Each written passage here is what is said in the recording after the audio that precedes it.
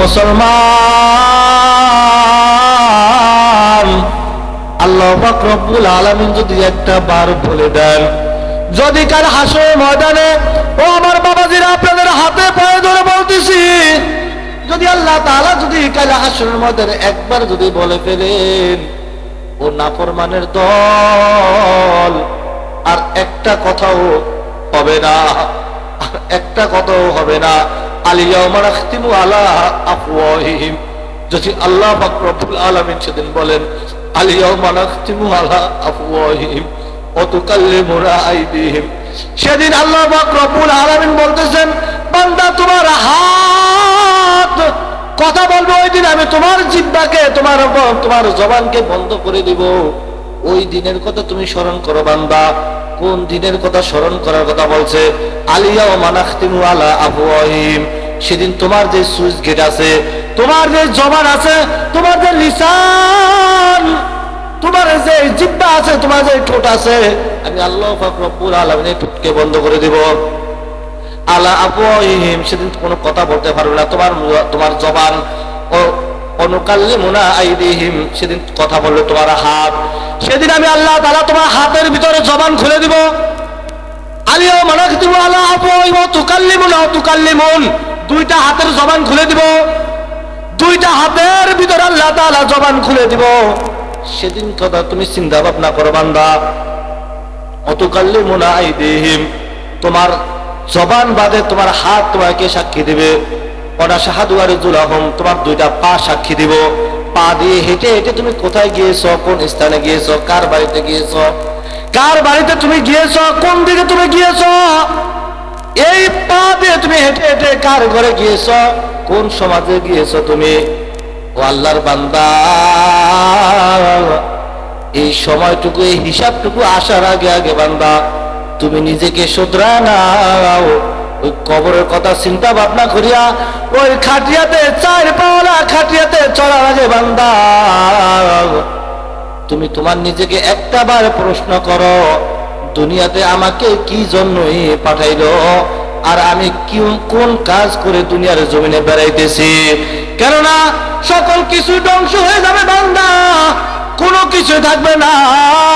ও আল্লাহর গোলাম, ও নবীর ভালোবাসার উম্মতেরা, কোনো কিছুই থাকবে না, সব কিছুই ধ্বংস হয়ে যাবে।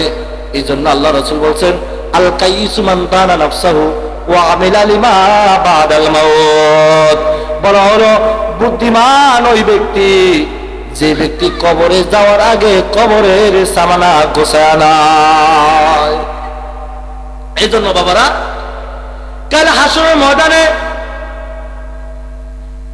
আপনার আমি যতই চালাকি করি না কেন দুনিয়াতে, আপনার আমার এই চালাকি থাকবে না। কেননা আপনার এই জবান আল্লাহ তাআলা অটোমেটিক বন্ধ করে দিব। জবান থাকলে না হয় আল্লাহর কাছে প্রশ্ন করতে পারতাম যে আল্লাহ আসলে এমনে না, ওই পেছে করিয়া এমনে করছি নাকি, এরকম না যে আল্লাহ এমনে না, আমি ইচ্ছা করে করি নাই, ও যে মিয়াজি করছে তার কথার ফাঁদে পড়িয়া অথবা তার কথার প্রেমে পড়িয়া আমি করছি, আমি এই কাজটা করতে পারি না। আল্লাহ তুমি আমারও চিনো না, আমি তো তোমার বান্দা, তুমি আমারও চিনো না। আল্লাহ তোর তো আমি চিনি, আমি তোর বানাইছি, তোরা আমি চিনি না। তোমাকে আমি বানাইছি, তোমাকে আমি চিনি না, তো চিনবো কে? তোমাকে আমি চিনি। তা আল্লাহ এই কাজটা আমি করতাম না। যদি জবান থাকতো না হয় সিস্টেমে বলতেন, কিন্তু আপনারা আমার জবান তো বন্ধ করে দিবে উনি। কথা বলবো কিসে? দুইটা হাত সাক্ষী দিব, দুইটা পা। বিমা কানু ইয়াকসিবুন, আপনি যা কিছু করে বেড়াইছেন দুনিয়াতে, যা কিছু করছেন, পা দিয়া কোথায় কোথায় হেঁটে গেছেন, হাত দিয়ে যা কি ধরছেন, কার ক্ষতি কিভাবে করছেন, কার ভালো কিভাবে করছেন, কার ক্ষতি কিভাবে করছেন, কার ভালো কিভাবে করছেন। এই জন্য সময় এখনো আছে, সময় এখনো আমাদের হাতে।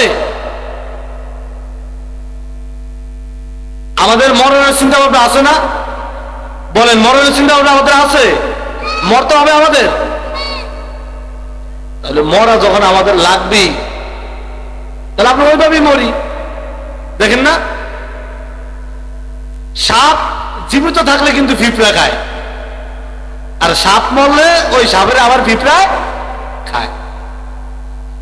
আমাদের হাত পায়ে নখ আছে কিনা আপনি দেখবেন, কোন পিঁপড়া বা কোন পিঁপড়ার দলের ভিতরে যদি আপনি দাঁড়ায় থাকেন, বেশি থেকে বেশি আপনাকে কামড় দিব, কিন্তু আপনার নখ নিয়ে কিন্তু টানাটানি করবো না, করব।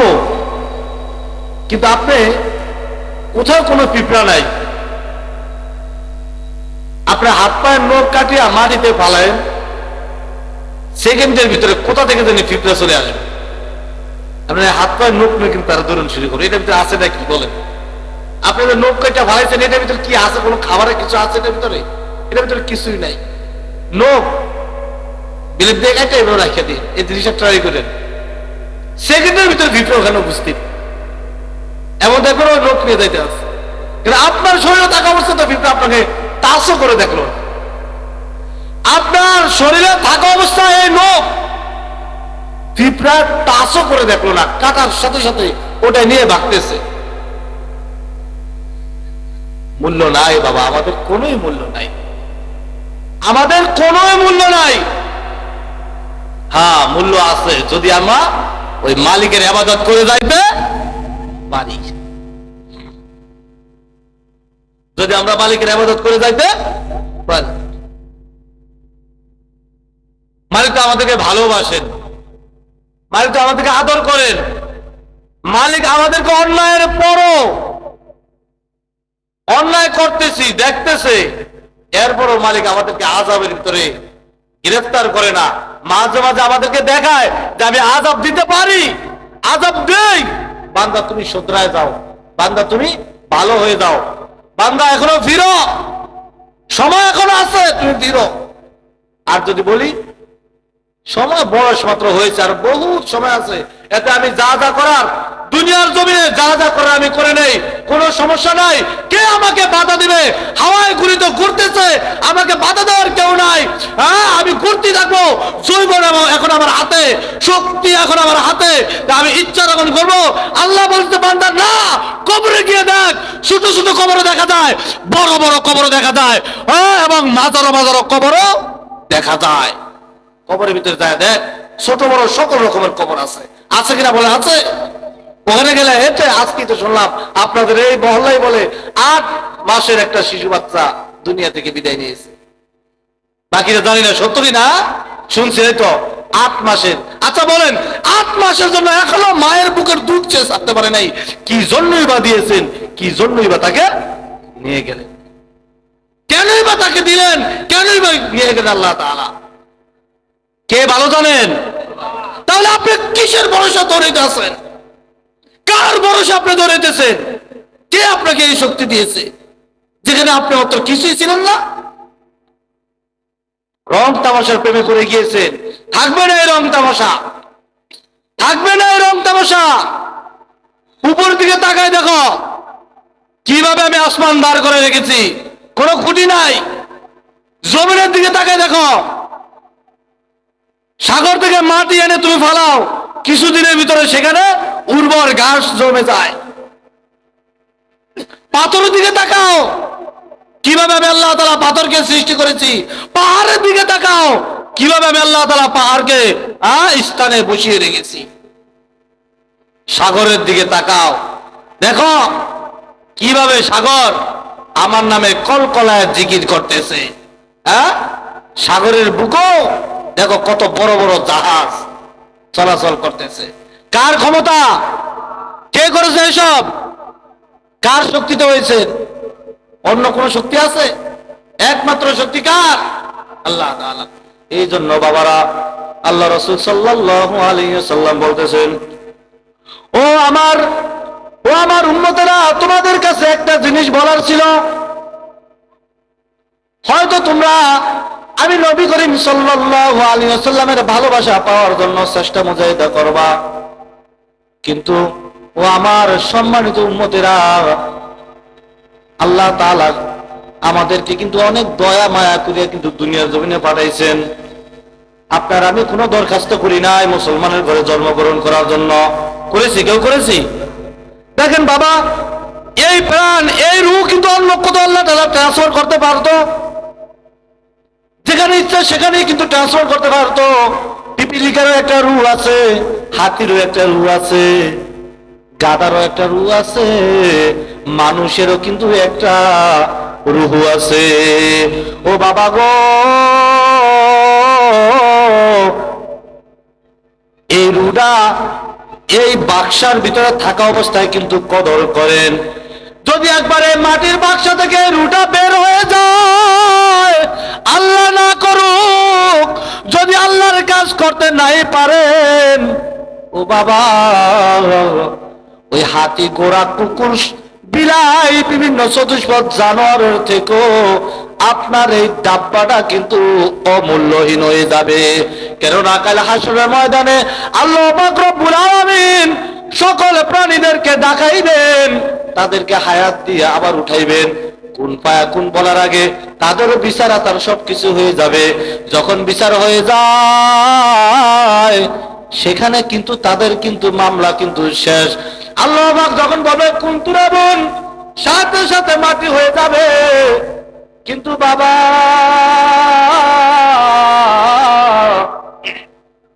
আপনাকে আমাকে যখন উঠাবে, যখন আবার দেহ বানানো হবে, কুন ফায়াকুন বলিয়া, কুন তুরাবুন বলিয়া মাটি করবে না।